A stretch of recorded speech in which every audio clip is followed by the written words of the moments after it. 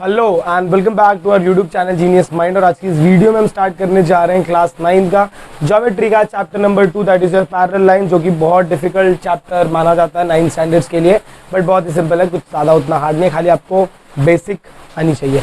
Basic की videos एक uploaded हो चुकी है जिसमें मैंने alternate angle, corresponding angle, interior angle और ऑल्टरनेट इंटीरियर एंगल सब बताया है अच्छे से, लीनियर पेयर, सारा उनका डिफरेंस बिटवीन, तो उसे आप जरूर चेक करिएगा आई बटन के थ्रू। चलिए क्वेश्चन के साथ स्टार्ट करते। देखिए क्वेश्चन में क्या बोला है। आपको बोला है line RP is parallel to line MS, और बीच में जो भी लाइन है लाइन डी के, वो आपका क्या रहेगा, ट्रांसवर्सल। तो स्टार्टिंग में आप क्या लिखेंगे, line RP parallel to line MS on transversal. क्या ट्रांसवर्सल है, on transversal D K. Transversal क्या है आपका, डी के। अच्छा, अगर मेरा डी के ट्रांसवर्सल है तो जब भी मेरे पास दो पैरेलल लाइन एक ट्रांसवर्सल होगा, दो कितना पैरेलल लाइन, दो पैरेलल लाइन एक ट्रांसवर्सल, तो कौन से एंगल एप्लीकेबल है, करस्पॉन्डिंग एंगल एप्लीकेबल है, इंटीरियर एंगल एप्लीकेबल है और ऑल्टरनेट एंगल्स एप्लीकेबल होते हैं। तो वो तीन यहाँ पर एंगल्स आपके फॉर्म होंगे। चलिए, मुझे किसका वैल्यू दिया है, DHP, और पूछा है RHD। RHD मतलब ये वाला एंगल, ये दोनों बाजू बाजू के एंगल है, तो जब भी बाजू बाजू के एंगल रहेंगे तो आप क्या लगाते हो, लीनियर पेयर। मतलब सपोज मेरे पास ऐसा दो एंगल है, ये एंगल दोनों बाजू के एंगल, तो यहाँ पर मेरा क्या लगेगा, लीनियर पेयर। और लीनियर पेयर का मतलब क्या, दोनों का एंगल का एडिशन हमेशा कितना होगा, 180 डिग्री। चलिए देखो फाइंड करेंगे तो क्या लिखेंगे, मेजर एंगल RHD प्लस major angle DHP, RHD DHP is equal to 180 degree. Reason आप क्या लिखेंगे, लीनियर पेयर। रीजन आप क्या लिखेंगे, लीनियर पेयर। अच्छा, अभी RHD का वैल्यू आपको कितना दिया है, कुछ नहीं दिया, तो RHD आपको चाहिए तो इसको आप ऐसे रखोगे, प्लस ये वैल्यू आपको कितना दिया, 85 degree is equal to 180 degree. Major angle RHD, अब मुझे क्या फाइंड करना है, major angle RHD is equal to 180 degree minus 85 degree, तो कितना हो जाएगा, major angle RHD is equal to 180 minus 85 करोगे तो आपको वैल्यू कितना मिलेगा, 95 डिग्री। मतलब ये जो मेरा वैल्यू हो गया, इसका वैल्यू कितना आएगा, 95 डिग्री। इसके बाद मुझे क्या फाइंड करना है, PHG चाहिए। P किधर है, इधर, H किधर है, इधर, G किधर, इधर। अब देखो ये एंगल मुझे चाहिए और ये इसका सामने वाला एंगल। सामने वाला एंगल मतलब क्या, वर्टिकली अपोजिट एंगल। तो मैं क्या लिखूंगा, therefore major angle PHG is congruent to major angle RHD। Reason क्या लिखूंगा, वर्टिकली अपोजिट एंगल। क्या रीजन रहेगा, vertically opposite angle. Therefore major angle PHG is equal to 95 degree. कैसे 95 डिग्री, क्योंकि RHD का वैल्यू 95। इसके बाद दो एंगल का काम हो चुका, HGS चाहिए, HGS। अब देखो ये वाला एंगल है। अब इसको अगर मुझे सॉल्व करना है, अगर मैं ये अंदर का एंगल इन दोनों को चेकआउट करूं, प्लस करूं, तो ये मेरा बनता है इंटीरियर एंगल। बट मैं इसको और इसको चेकआउट करूं तो क्या बनेगा, करस्पॉन्डिंग एंगल। तो मैं सिमिलरली सिंपल करस्पॉन्डिंग एंगल के साथ सॉल्व आउट कर सकता हूं rather than going with interior angle. फिर मैं क्या लिखूंगा, देखो major angle DHP is congruent to major angle HGS। DHP किधर है भाई, तो D इधर है, H इधर है, P मतलब कौन सा एंगल, ये वाला एंगल इसके इक्वल है। रीजन आएगा आपका corresponding angle. DHP is congruent to HGS, reason corresponding angle. Reason क्या आएगा आपका, करस्पॉन्डिंग एंगल। अब DHP का वैल्यू आपको पता है क्या, यस आपको गिवन है, तो 85 डिग्री। तो आप क्या लिखेंगे, therefore major angle HGS is equal to 85 degree. Reason आप क्या लिखोगे, फ्रॉम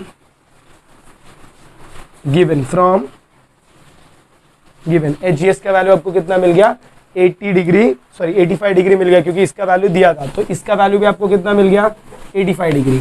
ये वैल्यू आपको कितना मिल गया, 95। ये कितना दिया था, 85। ये कितना मिल गया, 85 डिग्री। अब आपको क्या फाइंड कर, लास्ट MGK देखो ये वाला एंगल है, ये इसके सामने का एंगल है, तो अब क्या लिखोगे, therefore major angle HGS is congruent to major angle MGK।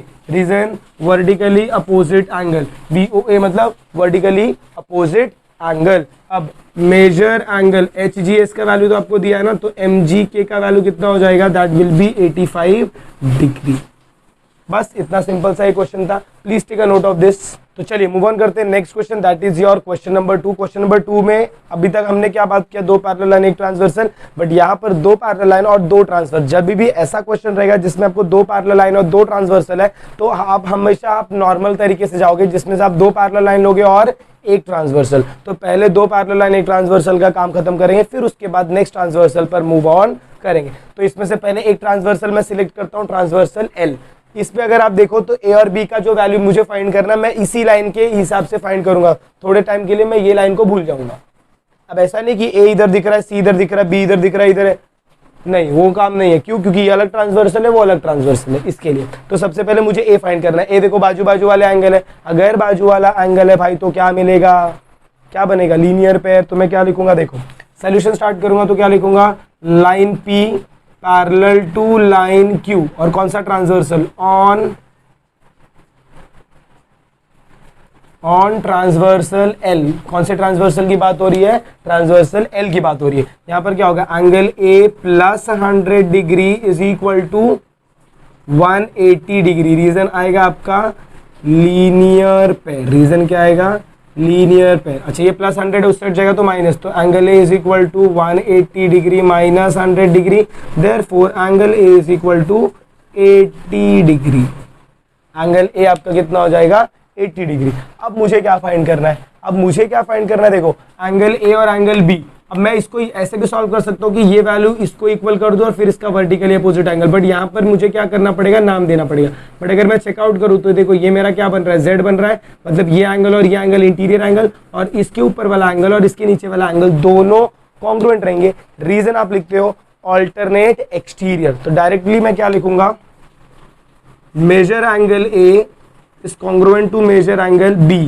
Reason लिखूंगा alternate exterior angle, alternate exterior angle. फिर से बोलूंगा, वो बेसिक वीडियोस पहले देख लीजिए, फिर आप इधर आइए।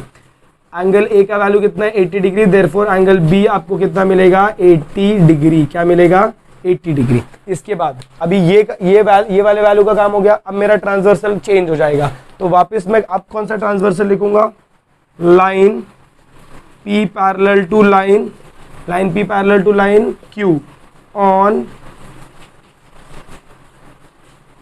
Transversal L. के बाद अब नया ट्रांसवर्सल कौन सा आएगा, एम आएगा। जब मैं एम की बात करूंगा तो इसमें ये दोनों वापस बाजू वाले एंगल, मतलब दोनों को ऐड करके कितना आएगा, 180 डिग्री। तो मैं क्या लिखूंगा, 115 degree plus angle D is equal to 180 degree, therefore angle D is equal to 180 degree minus 115 degree. जब आप इससे माइनस करोगे तो टोटल वैल्यू आपको कितना मिलेगा, 65 डिग्री। कितना मिलेगा, 65 डिग्री। तो एंगल डी आपको कितना मिल गया, 65 डिग्री। और अगर आप सी और 115 को कंपेयर करो तो करस्पॉन्डिंग एंगल बाजू बाजू वाले एंगल है।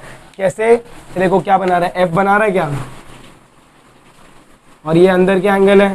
तो जब एफ बना रहा है अंदर के एंगल तो करस्पॉन्डिंग। फिर आप क्या लिखेंगे, therefore angle C is congruent to angle is equal to 115 degree. Reason क्या आएगा,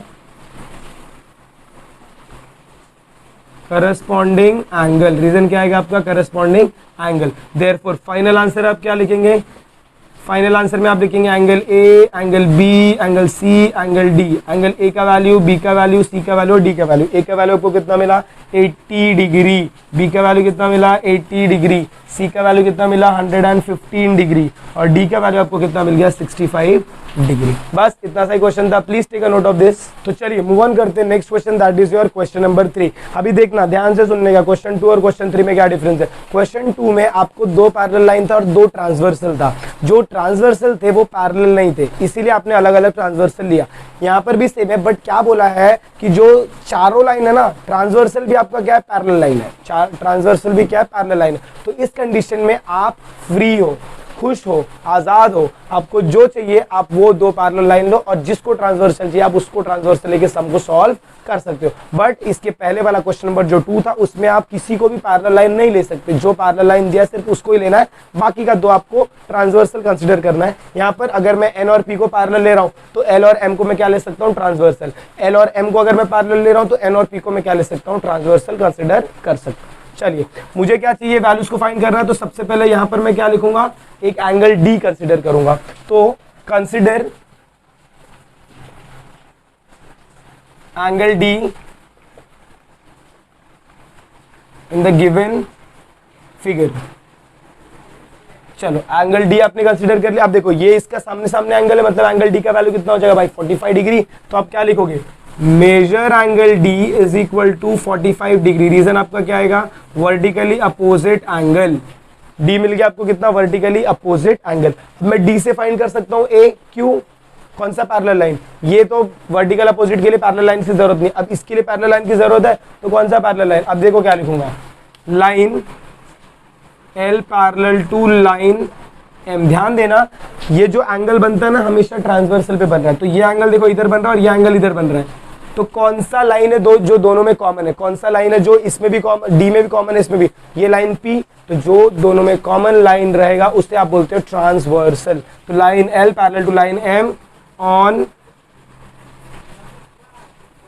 ऑन ट्रांसवर्सल P। आपका ट्रांसवर्सल क्या है, P है। फिर इसमें मैं क्या लिखूंगा, angle D plus angle A is equal to 180 degree. Reason अंदर के एंगल है भाई लोग, इंटीरियर एंगल। क्या है, इंटीरियर एंगल। जब मैं इंटीरियर एंगल की बात कर रहा हूं तो एंगल D मेरा इसी रहेगा, प्लस A का वैल्यू कितना दिया है, ए का सॉरी डी का वैल्यू आपको दे दिया 45 डिग्री और ए का वैल्यू आपको नहीं दिया, तो एंगल ए ऐसे रहेगा, ये हो जाएगा 180 डिग्री।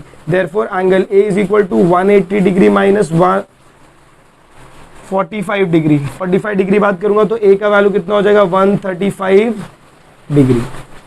एंगल ए कितना आ गया 135 डिग्री। अच्छा अगर 135 डिग्री एंगल है तो एंगल बी कितना होगा 135, सामने सामने वर्टिकली अपोजिट। एंगल बी 135 है तो सी कितना होगा 135, क्यों, करस्पॉन्डिंग एंगल एफ बना रहा है। तो इसके बाद आप क्या लिखोगे, therefore angle A is congruent to angle B. Reason vertically opposite angle, therefore angle B is equal to कितना डिग्री 135 डिग्री। फिर इसके बाद क्या लिखेंगे, angle B is congruent to angle C. B is congruent to angle C. Reason